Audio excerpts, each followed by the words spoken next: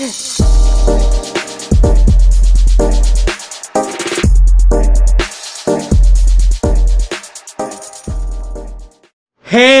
what's up everybody? This is your boy Kenny, and this is Queen Sugar Season 3, Episode 6, and the name of this episode is Delicate and Strangely Made. This was a really good episode, and man, things have definitely, been shaken up in the Borderline family.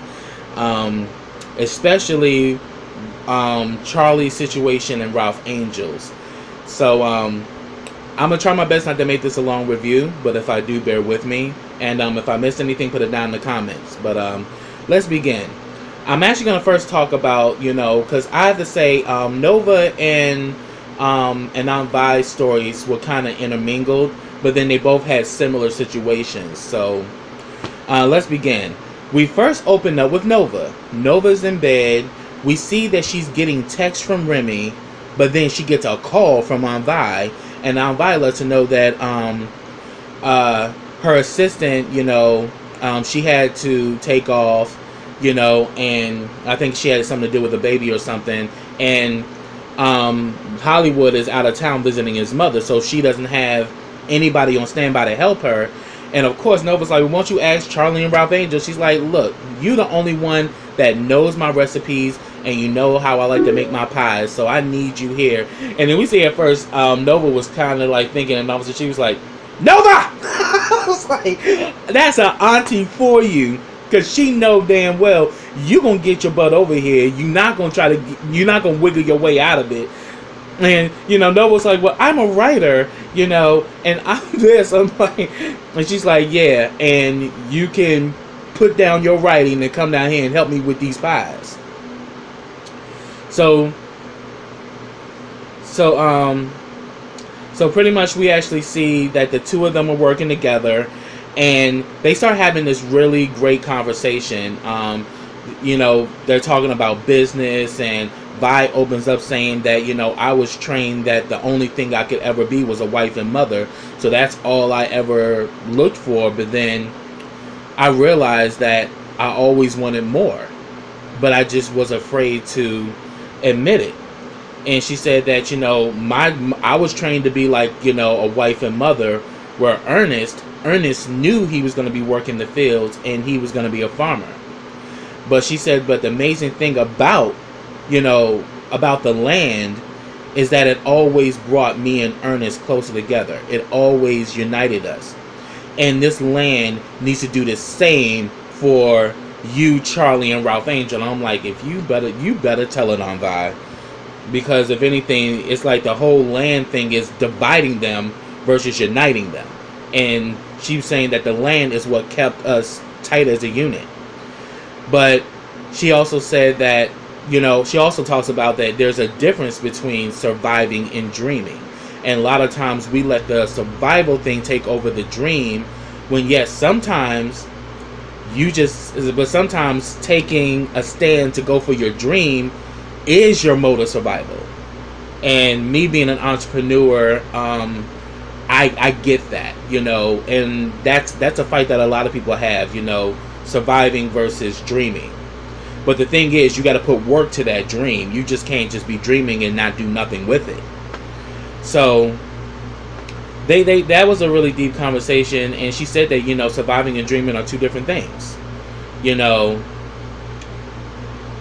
she said that, I always knew I had good pies. I mean, heck, I couldn't keep you kids out the kitchen from messing with them when y'all were growing up. I knew I had good pies, but never that I thought, I never dreamed big enough. I just never dreamed big enough. And look where I am now, But it also goes to show you, it's never, ever, it's never too late to go after your dreams. And I want to, send this out to all of my, followers, viewers, everybody who's ever supported me. Never give up on your dreams. Don't give up on you.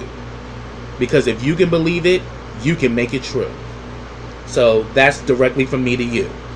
So they had this great conversation, and then also we see that Nova, starts to ask her questions about, well, how is it you being a businesswoman, but yet you also having an illness, and yet you're still making this happen? And she even pulls out her little recorder and talks about it. And she was saying that, look, a lot of people can benefit off of your struggle. Because as I was saying, I think what Nova is doing is that she's actually doing somewhat a biographical she's doing somewhat of a biographical piece on her family, but also the plight of the black farmers. So she's merging, you know, Micah idea, saying you need to talk about the plight of the black farmers, but then she's also talking about, you know, their personal lives and how they were affected, you know, being black farmers and being a part of this family. So, as I said, Noah's book may rub some people the wrong way, and we see that she's talking about lupus.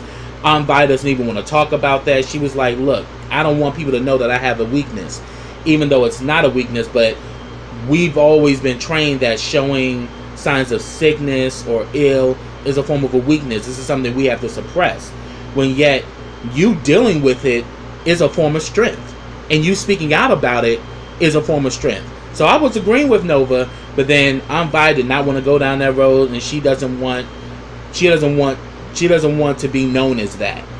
So if Nova puts that in that book, Vi gonna come for that ass. I'm just saying. And we also see while they're having this we see that after they finish the pies, they sit down and talk.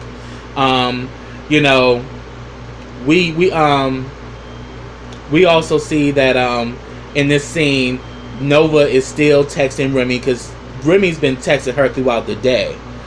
And, you know, and Vi, nothing misses on Vi. She's like, girl, what you got going on over there that got you all, you know, that got you all lit up? I'm starting to see something else I'm starting to see something, you know, coming. I'm starting to see, I'm sorry. I got tripped up. I do that sometimes. Forgive me, y'all. And it's just that sometimes, like, when you have a great idea and you want to get it out, and then all of a sudden you just try to find the right word and it just never surfaces while you're talking. That happens to me a lot. So forgive me if I get stuck. But, you know, she notices that there's something different about Nova, and that Nova has been in her phone all day, and every time she texts in, she's giving off some type of emotion. And if anything, when she was telling her about her lupus, Vi was like, well, if you want to talk about me, you need to try to figure out that struggle that you got going on right over there. So Vi paying attention to her ass, not knowing that it's Remy, because trust me, if she knew it was Remy, she would probably slap the taste out of Nova's mouth, because that's just messy. And, you know, Nova is like, it's complicated. And she's like, well, that's just it. That's what it is, Nova. It's always complicated. It always is with you. You know, she says, you forget I knew you from a knee-high to a grasshopper, honey. I know you. You know, and we know that Vi and Nova had that special connection. And Vi and Charlie had that special connection too. She has a special connection to all three of the siblings. But definitely with hers, they have a very deep introspective, you know, and she gets why Nova is the way she is. And pretty much she says that, look at me. I'm out here reaching my dreams and trying to reach my inspirations. And she tells Nova that, look, happiness is out there for you. You just got to give yourself permission. So that was moving. Then we the last thing we see of Vi is actually having dinner with the guy who owns the grocery stores, who she's been selling his the guy with the grocery store who has been selling her pies out of the grocery store. He invites her, you know, they give her the dinner, the razzle dazzle. His wife also works with him, you know, she's also part owner, you know, of the chains and everything. They talk about how they got started, and then he says, I know why I'm really connected to you. You remind me of my mother. You know, you have a very go-get-it attitude. You go against the grain and you make things happen. And, you know, these pies are delicious, and they're you know, I just want to be completely behind Vi's pies. So he makes her an offer that he wants to take her to the next level, wants to put her face on the pies, make her like a celebrity. And she's saying that, but he's like, look, you're going to be in complete control of this. I just want to be the person that helps fund your dream, and I want to help take you to the next level. You know, my lawyers will come up with the contracts, and you know, we should make a deal. I want to help take you to the next level. And of course, Vi's like, yes, like I'm in. But I'm gonna let you know, Vi, have that contract reviewed before you sign it, because people know how to say good things to your face, but then it's a whole nother different language when it comes down to that contract. I'm a legal consultant. Trust and believe. I'm all about everybody getting their fair shake. So, and also check out my link for Legal Shield. It's down there in the description box. So if you're looking for, you know, legal representation, and also you have a legal situation that you want to share, please feel free to hit me up in any of my social media platforms. I would love to talk to you. But yeah, in this situation, yes, Vi, you know, everything is all good. You know, the razzle dazzle. You know, they're making her dinner and all that, and he's excited. But at the end of the day, you need to get that contract reviewed to make sure you're getting a fair deal, and don't be so quick because they're telling you some good stuff that they're gonna follow through with it. So yeah, I was all here for Vi getting this great opportunity, but Vi, play it smart. You know, realize that, hey, this is business, and you gotta dot your I's and cross your T's with business, because if you don't, you will get railroaded. All right, next thing I want to talk about. Yeah, he wants to invest in her vision, which is great, but at the end of the day, you got to make sure that you getting your fair shake of the situation. So I'm happy for Vi, but then again, yeah, Vi, you know, get that contract reviewed. Oh yeah, if you don't have an attorney, you can have Charlie review it. Charlie definitely knows contracts, you know. So yeah, make sure you protect yourself. So next, now that I brought up Charlie, Charlie's situation, she's dealing with the aftermath of Davis's confession, and now this shit has hit the fan, because now every major publication is talking about Wes's, secret daughter, and that, obviously it's even more, out there that he literally was cheating on his wife for years, and yet he had this secret kid that none of them knew about. So we're seeing that this has affected Charlie, because now everybody knows their business. But then also we see that this is also affecting Micah. And we see that Charlie and Micah, it's like she's trying to keep up a tough, she's trying to keep up a tough image for Micah.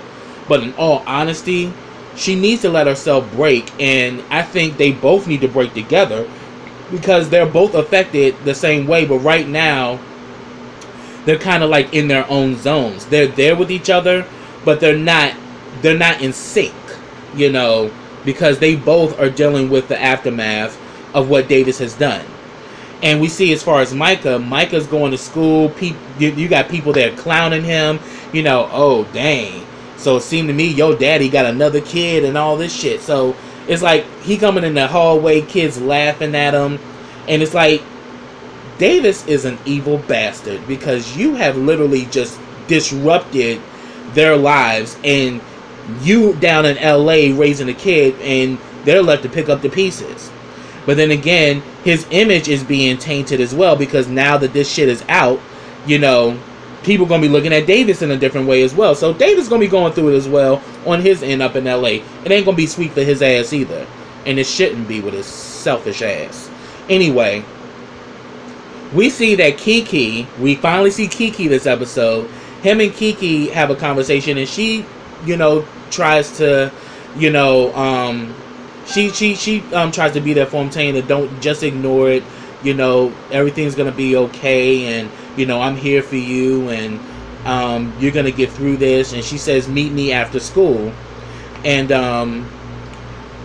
we just see that right now Micah is just. And I think the whole difference right now, because I'm starting to see there's a division going on between Micah and Kiki. And I think the real thing is that Kiki is a straight A student. She's focusing on her education, getting into college. She's a virgin. She's literally trying to be the best woman that she can be. Whereas Micah is the same way, but because of all of this hurt and all of this trauma that he's been through, he's now being more lured to the to Ant and the rest of the rest of the kids, because they can relate to that. They've been hurt, they've been scorned. So now, because then we see later on, Micah's in the hallway hiding because everybody's clowning him about his father. Ant comes out there and says that, yo, you just gotta tough it out, man. I know how messed up it is, but hey, we about to get into something after school. You want to hang out with us? And he said, yeah. And I'm like, didn't you just fucking promise Kiki you was gonna meet up with her? We see that Ant has a car, so, and Ant's the main one that's the most aggressive and the most, he's the most aggressive and the most outspoken than the rest of the crew. And we saw on the last episode, one of the reasons why he's so aggressive is because he got a brother in the pen. So it's like him and Micah definitely have gotten close because they both are hurt. And they're both lashing out because they're hurt. And we see while he's hanging out with them, they're at somebody's property. They're on the back of a truck, just turning up, drinking, doing whatever, just cutting a fool, having fun. Micah's taking pictures and all of that. And we see that Micah gets a call from Kiki and he ignores her call. I'm like, Micah, you are going to regret this shit, because Kiki's a good girl. She's a good girl and she got her head on straight. And the way you going, you about to get into some shit fucking around with these kids, because as I said, they have good intentions, but they're misguided and they're reckless. And being misguided and being reckless is never a good combination, because next we see these dudes roll up, these white guys. They got a Confederate flag on their car, and they start talking shit, saying that, this is our spot. Y'all need to get out of here. That's what's wrong with you people. You people don't know your place. White lives matter over here. And the girl with them, she was like, man, don't worry about them. They ain't gonna do shit. And she said, what you say? What you say, you black bitch? And I was like, ooh, so he got real aggressive. And it's like, it's usually the one in the passenger side that always want to talk the most shit. Hanging on the passenger side of his best friend's ride, trying to holler at me. Like, come on, scrub like a motherfucker. You the one that ain't even driving, but you talking the most shit, and you the one starting shit. And it got to the point that Michael just flipped out. He's like, what you say? Say the shit again. Say it again. And he literally ripped the Confederate flag off of the car. And I'm thinking, okay, what's about to pop off? They pull off, but then we see the white guy who owns the place. He starts going off like, you guys need to get off of my property or I'm gonna call the police. And I'm like, would you do that if the white people was on your property? Because obviously they've been hanging out there.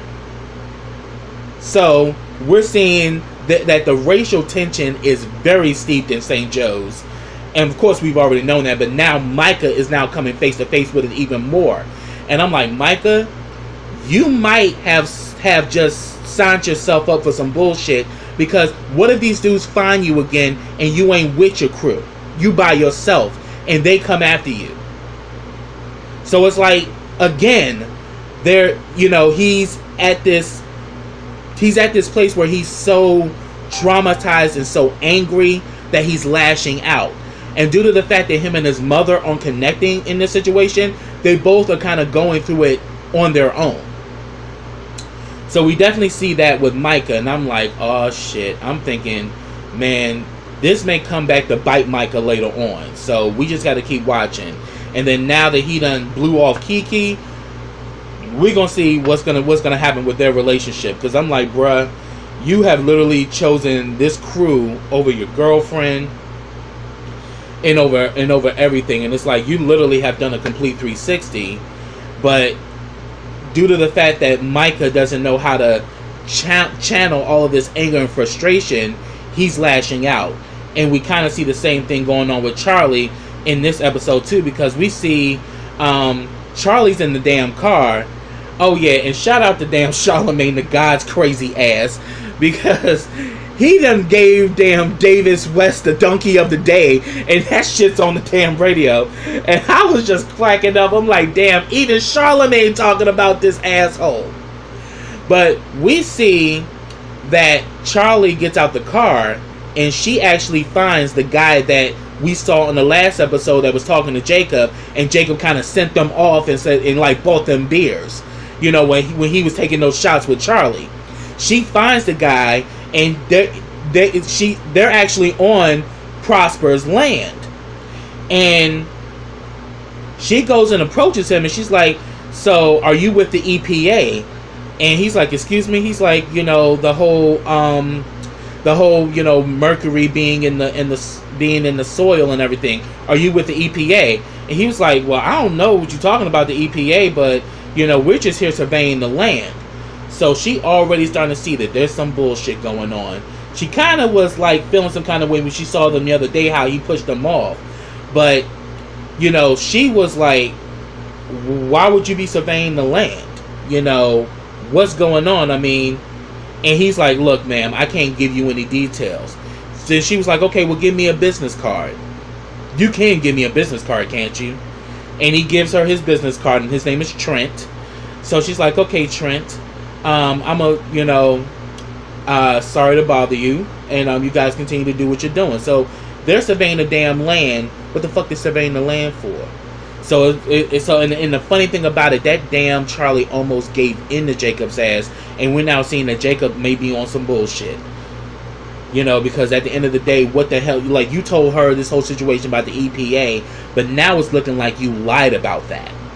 So it's great that she didn't give in to him, because that would have been the worst. But the fact that she let herself be vulnerable, yeah, this is going to be interesting. So we see that she actually goes to talk to Vicky. Vicky's her private investigator, and Vicky pretty much, you know, also shares with her, you know, "I'm sorry that you're going through this, but you know, at the end of the day, you cannot allow this to tear you down, because when it happened to me, I lost everything." And Charlie was like, "What I want is for people to stop lying. Can somebody just be honest and tell the truth to me for once?" But then Vicky lets her know, "I heard about what's going on. I know what's going on with you." But then she lets her know that, "Look, this information. I need you to do some digging with this and see if you can find something." But she says, "As of right now, that's all I got at this moment. But trust me, I'm working to find out more." So, and we also see that Vicky's a lesbian. So Vicky's cool. Like, Vicky is really doing her work to try to help Charlie figure out this situation and to get to the bottom of it. So that was cool. And it was like, yeah, I mean, this is crazy. Like, for 13 years, this son of a bitch was lying to the both of them. So we can definitely tell that this has definitely affected her in the worst way. And then we also see that, you know, when Charlie gets home, Nova is there wanting to talk to her. She completely blows Nova off. She's like, "Nova, I am not here for a damn lecture. Just go home. Just go home." And I was like, man, that's cold as hell, Charlie. But then again, I remember, the last time her and Nova were kind of like in the same room with each other, it was a big argument about, you know, her working with the Landrys. And then another thing is because when Davis told her, you know, about his daughter Tia, she reached out to all the members of the family and nobody picked up their phone. So she probably is feeling some kind of way that, oh, now you want to show up, now the shit's out there. So now, but then again, we see that Nova really feels it for Charlie, because it's like she's reliving the same situation over again with Davis ass. You know, we saw what she went through in season 1, and now it's like she's reliving that yet again. And Nova does love her sister, and she does feel some kind of way. And we'll see later on that night, she's in bed, you know, she's got tears rolling down her eyes, and she texts Remy, and she says, "I can't do this."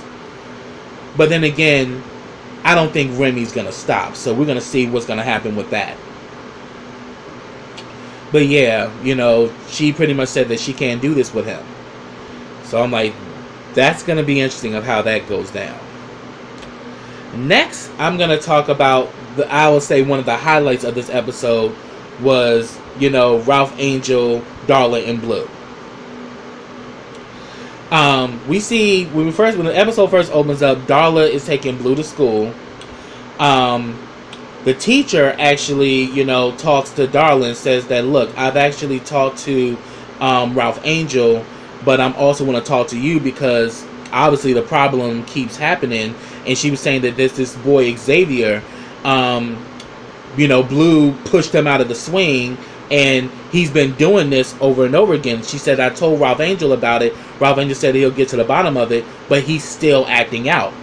So obviously, this obviously makes her feel some kind of way because she's finding out about this from the teacher. Ralph Angel's not telling her nothing because Ralph Angel still got a chip on his shoulder about what happened between the two of them, which I completely understand. But it's to the point now, this is about Blue. So this is bigger than the both of you. And this is where Darla is looking at it. So she actually goes, out to the field to talk to Ralph Angel. She first runs into Benny.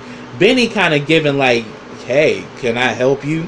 I'm like, Benny, if you don't take your smug ass on, she don't want your ass. But then she says she wants to speak to Ralph Angel. So her and Ralph Angel talk. Ralph Angel still giving all of this aggression to her. Where he's like, I took care of it. She's like, yeah, but he's like, I said I took care of it. And she was like, look, I want to find out why he's doing this. And where it's coming from. So I want to take him after school. And I'll bring him home. I won't keep him out late. But I'll bring him home afterwards. But I really need to talk to Blue and find out what's going on because this can't continue. So he tells her fine. So we see that she takes Blue to her new apartment, and her new apartment's nice. So I was like, oh dang, Darla, you done came up. I mean, we don't know whether she's working or not, but then again, probably her family is helping. Her parents are probably helping to support her. So now she got her own place. Her and Blue are interacting with each other. She tries to ask him what's going on in school. He completely changes the subject. He's like, I want to go outside. So he has a big backyard to play in and all of that. And, she's playing with him and interacting with him. And, she's actually going to be going to school for accounting. So she approached it from a different way. She's like, I'm going back to school too. And she says that, yeah, I'm going to school for accounting. He's like, does that have to do with numbers? And he was like, yeah, it does. And this is what she used as a segue, like, I'm going to school too. But one thing I learned is that in school, I have to learn to get along with others. Now, I want to ask you, did Xavier say something to you? And finally, he admits that Xavier said that because you left me, he said that you don't love me no more. And that's why he lashed out. And that's why he's been lashing out. So she pretty much says that, look, I'm here for you, Blue. And I know we've had some rough patches, but I want to let you know I'm your mother. I love you. I'm here for you. And I'm never going to leave you ever again. You hear me? I'm never going to leave you. And we see that the two of them come together. So while she's entertaining Blue, we see that Ralph Angel is on his date with Trent. Now, shout out to James Caldwell, because James Caldwell was the first one to say that she actually is like the Asian version of Charlie. But I come to find out in this episode, she's more than that. She's got a little bit of all three women, in her. She's a little bit of Charlie.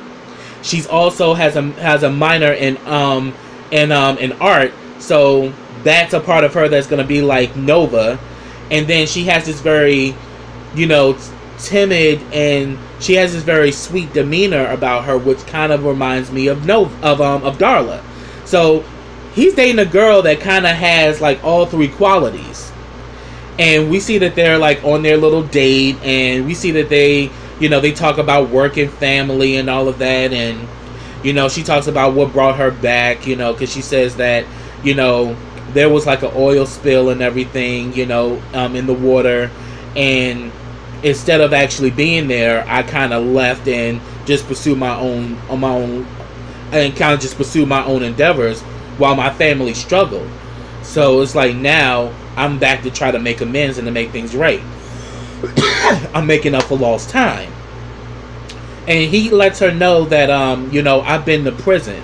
So if this is going to be an issue, I just want to, you know, let it be known up front that, yeah, I've served time in jail. I'm not perfect. And she's like, it's in your resume. So I know you've been to jail. And do you see me running? So I'm like, Trent is in for the long haul. And then we see that they kiss and everything. And that was interesting because, you know, she's a businesswoman. She also studies art, and we even see that she has a sweetness to her, which is what we see in Darla. You know, so that was rather interesting of how that date went. But when Darla brings Blue home, it definitely takes a different turn because she brings Blue home. Tell me why the hell this motherfucker Benny got two of his boys up in there. They drinking and playing spades, being all loud and reckless and shit. And Ralph Angel ain't even there yet because he's on his date. So and like Benny, and like of course Blue knows Benny. He's like, hey Benny. He's like, hey Blue. And then she's like, what are you doing here? What the hell is going on? She's like, oh, I'm staying here, and I'm just, my boys came over here to hang out with me, and we just chilling. And then all of a sudden, dude gets all loud and starts going crazy, and Darla flipped out. She's like, get out of this house. Get out right now. And I'm like, okay, Darla, this ain't the same Darla, y'all. This ain't the same Darla. Darla has gotten a certain level of grounding and a certain level of strength that we've never seen from her. Because she flipped out, and literally put the guys out. And then all of a sudden we see Ralph Angel comes in. He's seen that his kitchen is a mess and that there's these dudes leaving and all that. So he's like, what the hell's going on? All of a sudden Benny's like, yo, I was just entertaining some friends playing spades. I'ma clean all this up and everything. Ralph Angel told his ass, you gotta go. You gotta go right now. You got to go. And he's like, alright. I'm like, nigga, don't be fucking feeling fucking salty, fool, because at the end of the day, you have no power or no deed in that place, and that's not your house. That was just a place you were staying. So if you want to bring somebody over there, you should have ran it by Ralph Angel first and not do this shit because he wasn't there and hoping, by the time he get back, I'll have him gone. And Ralph Angel told you, this ain't no motel, this ain't no hotel. I have a son, and you gotta go by my rules. Obviously, Benny just seeing right now, Benny on some other shit.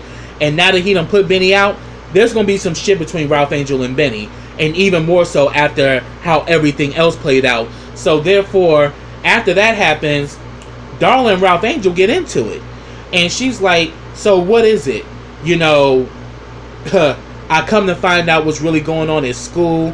You ain't, and it's like, you need to be focused more on your son because you're pretty much working, so you're not always around, and you got this guy standing up in here, and he's bringing all of this negative stuff inside this house. I don't want my son around this. So she's like, so he's like, oh, so all of a sudden you know it all now, Darla. Now you know everything. As a matter of fact, she's like, look, your life is a mess and you need to get your shit together. And he was like, oh, so your lying had nothing to do with it, huh?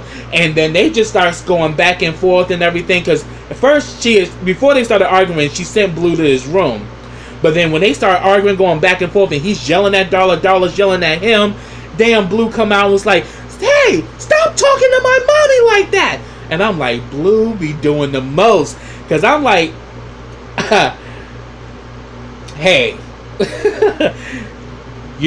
growing up in a black family household, a child talking back to the parents usually has some different consequences and repercussions. But Ralph was getting mad at Blue. He was like, Blue, get out of here. Take your ass in your room. Get out of here. And all of a sudden, Blue's like, stop yelling at my mommy. He's like, I want to go live with mommy. And I was like, ooh, shit. And we just saw that literally broke him. Because now, Blue don't even want to live there. He want to live with Darla. So Darla's like, go ahead and get some of your stuff. You going home with me tonight. And she looks Ralph Angel dead in his face. I will have equal stake in my son's life. So I'm like, And then we see that Ralph Angel starts drinking. And he's by himself. And now Blue's not going to be there.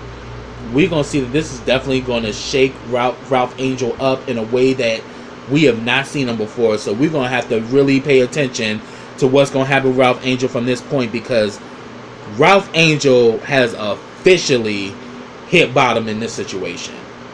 So that's what I have, y'all. If I missed anything, put it down in the comments. But subscribe to my channel. Click that bell so you can get notifications every time I drop a video. Also, follow me on all of my social platforms. I have them all listed in the description box. Also, like this video, comment on this video, and share this video. And I will be back with the next episode of Queen Sugar. So until next time, everybody, take care.